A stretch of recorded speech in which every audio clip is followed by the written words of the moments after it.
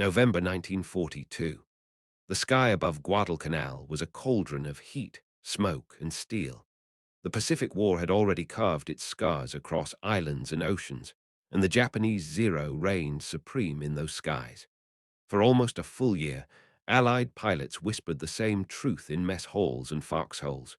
You couldn't outrun a Zero, you couldn't outclimb it, and you certainly couldn't outturn it. The Mitsubishi A6M0 had earned its reputation the hard way, by leaving flaming wreckage in its wake from Pearl Harbor to Singapore, from Burma to the Philippines. To Japanese aviators, their dominance wasn't just tactical, it was spiritual, almost divine. The Zero wasn't just an aircraft, it was a symbol of destiny. But that destiny was about to be challenged by something strange, almost alien, streaking up from Henderson Field. On November 18, 1942, Japanese pilots first locked eyes on a silhouette that made them blink in disbelief. Two booms stretching back from a central nacelle, twin tails rising like forked lightning in the sun. It was ungainly, heavy-looking, nothing like the nimble Zeros they flew. Yet as it climbed, the impossible became clear. It wasn't slowing, it wasn't straining. It was accelerating, climbing like a hawk riding a thermal. These were America's new P-38 Lightnings, and within moments, they shattered the illusion of Japanese invincibility. Imagine the shock for a veteran Zero pilot, a man trained to believe no aircraft could match his machine's grace. For months, his commanders had dismissed rumors of a twin-tailed demon, calling it clumsy, unsuitable for dogfights, a curiosity at best. Yet here, in the humid skies of the Solomons, that demon wasn't lumbering. It was climbing higher, faster, choosing the altitude where the battle would be fought. And once it chose, the Zero had no answer. The first engagement was short, brutal, and unforgettable.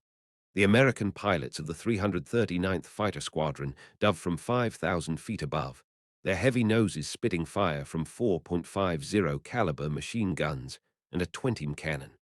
Japanese pilots, accustomed to weaving away from slower Allied fighters, found themselves trapped.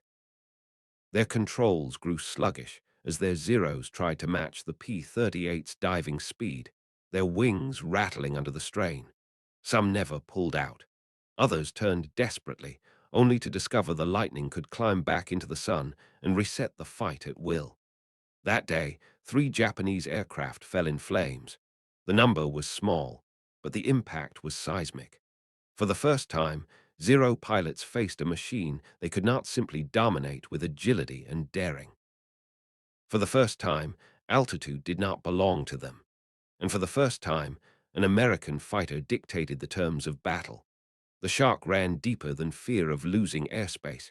It was the crumbling of a belief system, the unraveling of a myth built since the first victories in China and Pearl Harbor. As the survivors limped home to their bases, they spoke in hushed tones. The twin-tailed aircraft that shouldn't have worked had worked. They could not outturn it, they could not outrun it, and most frightening of all, they could not outclimb it. The whispers spread. Perhaps the tide of the air war was turning. Perhaps the invincible Zero had finally met its match. That day was not just another dogfight in the Pacific. It was the first crack in a wall of confidence that had carried Japan's pilots through a year of easy triumphs. The shock of the Lightning was not a single moment. It was the beginning of an avalanche. To understand the magnitude of that November shock, one has to step back to the beginning of the war. In December 1941, when Japanese aircraft roared over Pearl Harbor, the Zero was at the center of the storm. Light, agile, and deadly, it tore through American defenses with frightening ease.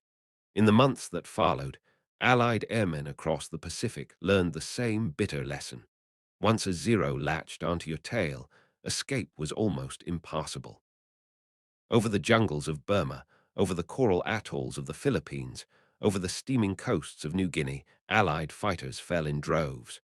The Zero could turn inside any opponent. Its long range allowed it to appear where no one expected. It lacked armor and self-sealing fuel tanks, but to its pilots, those sacrifices were proof of superiority. Speed and maneuverability mattered more than protection. And it worked. British Hurricanes, American P-40 Warhawks, Dutch Brewster Buffaloes. They were all humbled by the Zero's grace. Japanese pilots believed they were not just winning battles, but rewriting the laws of aerial combat. Their doctrine was built on the idea that spirit and skill, combined with the Zero's agility, would always triumph. That is why reports of a new American fighter seemed laughable. A twin-engine aircraft. Too heavy, too complicated. A fighter with turbochargers. Unnecessary, they thought, since no Zero ever needed such machinery to outfly its prey. Intelligence whispered that the Americans were testing something called the P-38 Lightning, but commanders dismissed it. Too clumsy to fight, too big to maneuver. Yet the Americans were quietly learning lessons of their own. Pilots who had flown against the Zero in China, in the Philippines, and over Java carried home scars and wisdom. They knew you could never win a turning fight against Japan's champion. What they needed was altitude, speed, and raw striking power. And when Lockheed engineer Clarence Kelly Johnson presented his radical design, a twin-tailed interceptor that looked like no fighter before it, the U.S. Army Air Forces saw a weapon that could change the game. The P-38 wasn't perfect when it first arrived in the Pacific. Early models overheated, suffered from cockpit quirks, and demanded experienced hands. But once those problems were resolved, the Lightning revealed its true nature. Twin supercharged Allison engines gave it the ability to climb past 40,000 feet, far above where a Zero's Nakajima Saki engine could breathe comfortably. Its concentrated firepower in the nose eliminated the need for tricky wing convergence. And with two engines, a P-38 could limp home even if one was shot to pieces, something a Zero pilot could never dream of. This wasn't just a different airplane. It was a different philosophy of war. Where Japan sought perfection in aerobatics, America invested in survivability and systemic improvement.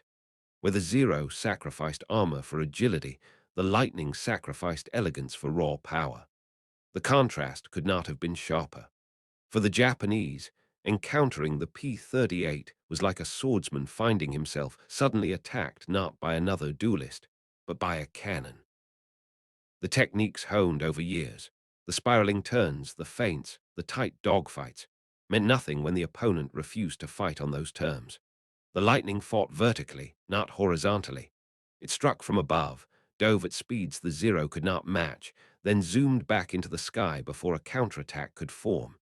Every time a Zero pilot tried to chase, his controls stiffened, his aircraft groaned, and his confidence faltered. It was as if the Lightning had rewritten the rules of gravity. By early 1943, these lessons spread like cracks through the Japanese Air Corps. The P-38 was not just another fighter, it was a specter, a machine that could appear from nowhere, strike, and vanish. Letters home from Japanese aviators reveal the growing unease. "They climb higher than we can imagine," one wrote. "They dive like devils, and we cannot follow." The myth of invincibility was eroding, replaced with something darker, doubt. The first full-scale test of the Lightning's capabilities came in late 1942, when the 339th Fighter Squadron at Henderson Field was tasked with escorting American bombers.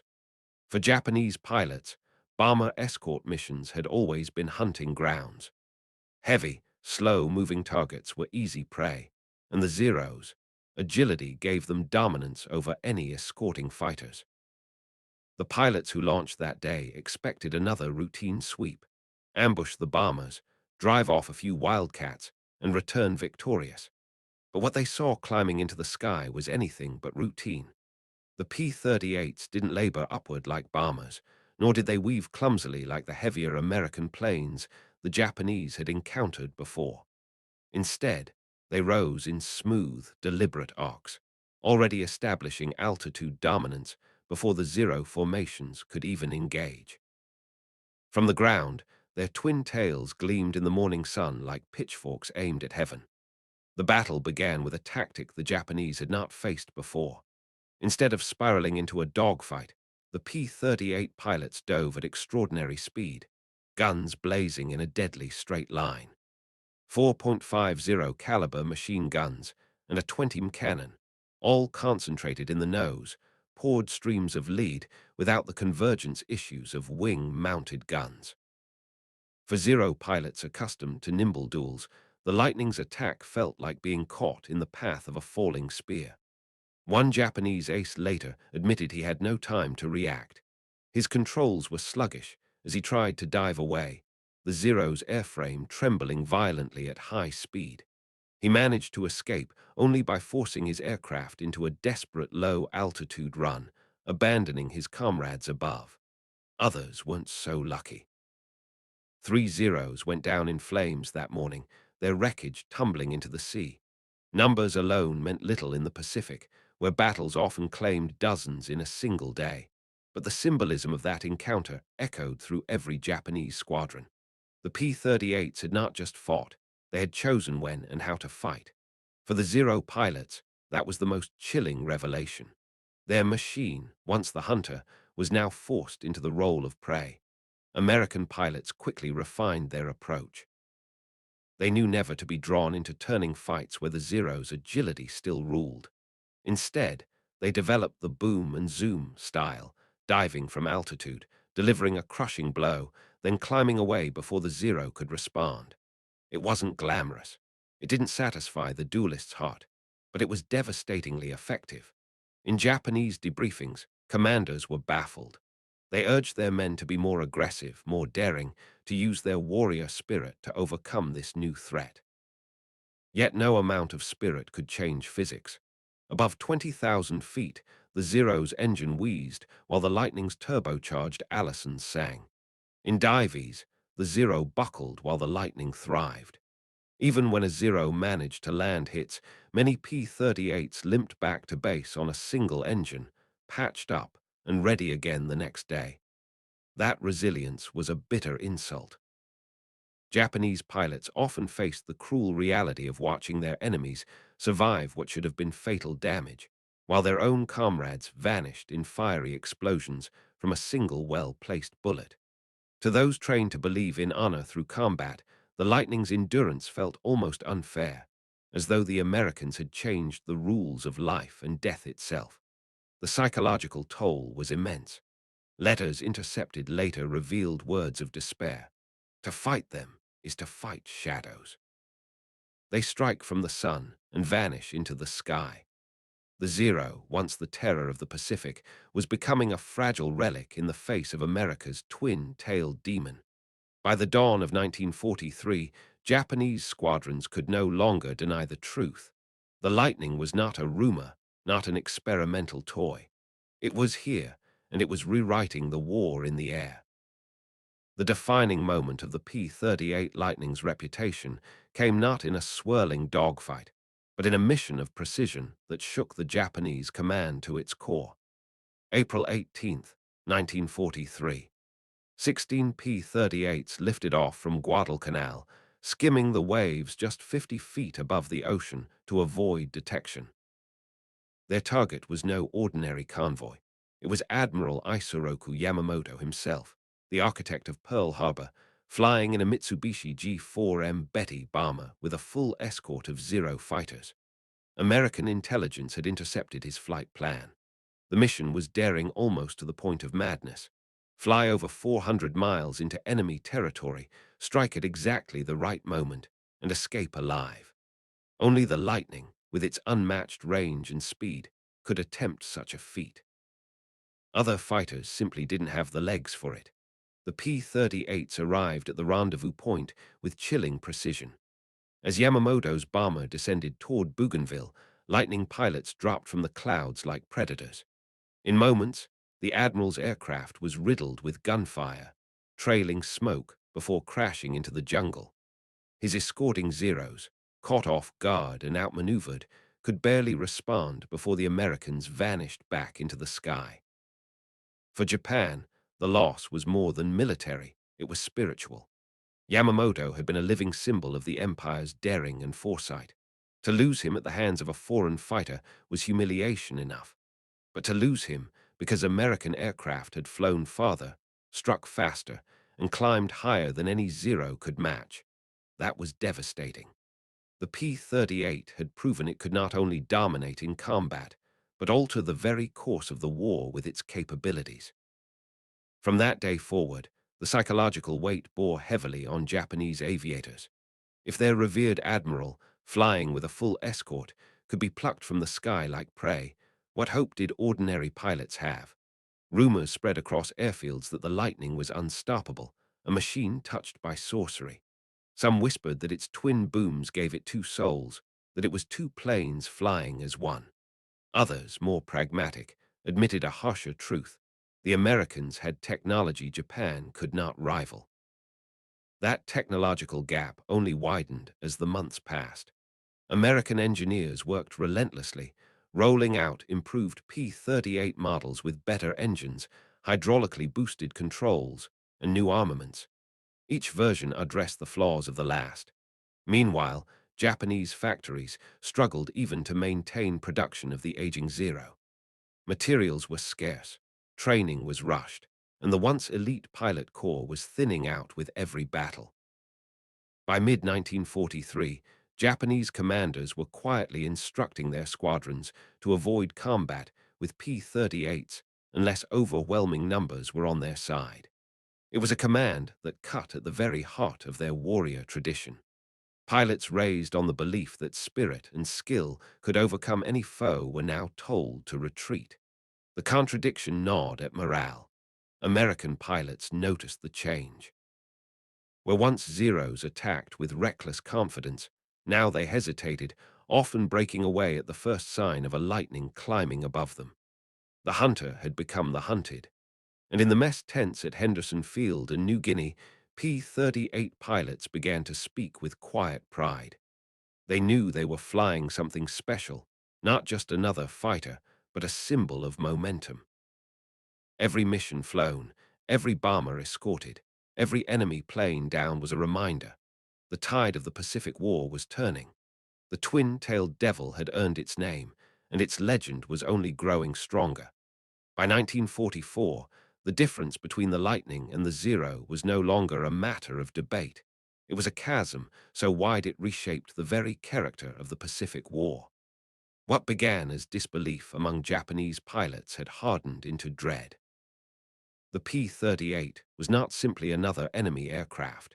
It was a symbol of inevitability, a reminder that the age of the samurai in the sky was coming to an end. In the early days of the war, Japanese aviators wrote home with pride, boasting of victories, of enemies falling in flames, of glory earned in the clouds.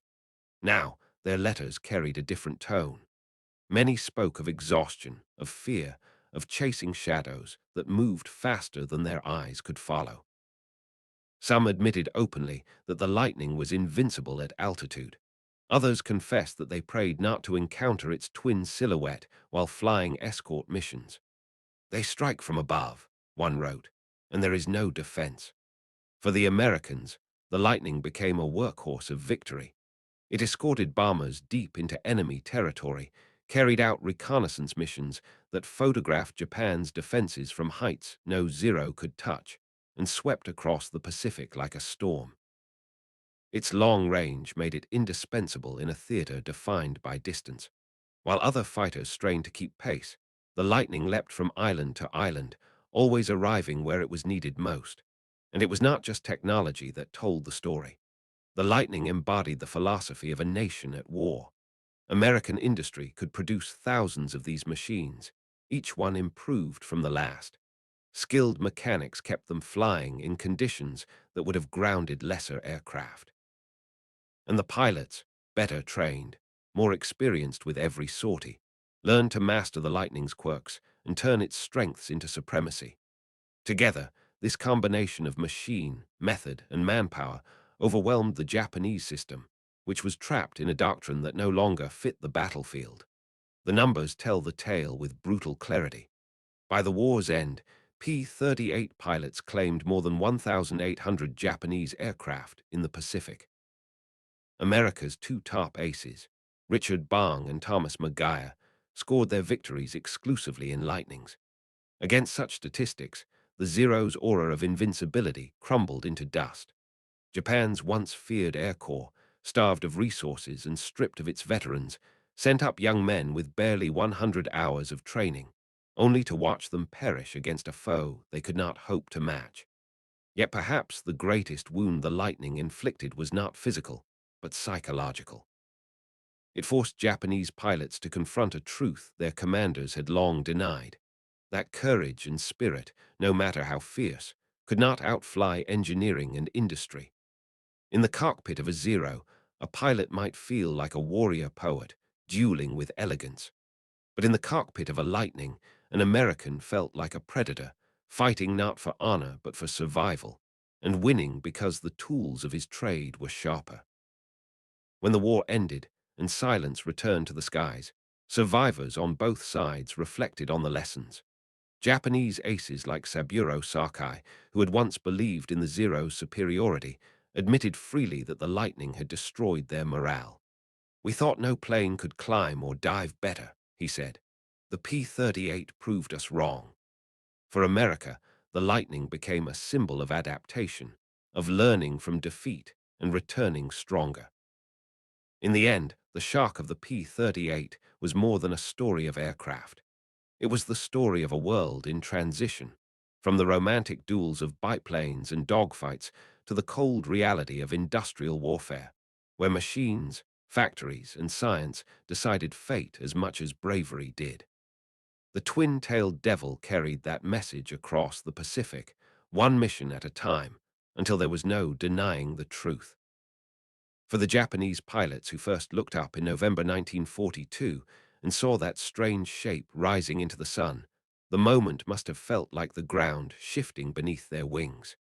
They had entered the war believing themselves untouchable. They left it haunted by the memory of a machine they could not outrun, could not outclimb, and could not outfight.